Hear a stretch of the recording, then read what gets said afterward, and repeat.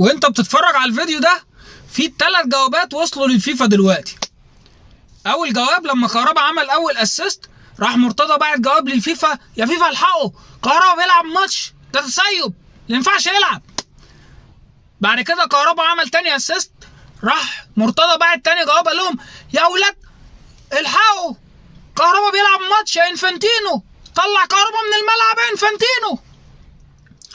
بعد كده تالت جواب بقى كهربا راح مشيطها جامد وولعها على الاخر وراح جايب الجول التالت.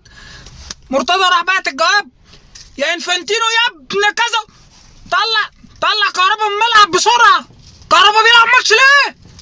رجع سعد محمود يا خطيب، انا عايز الغرامه بتاعت كهربا بسرعه.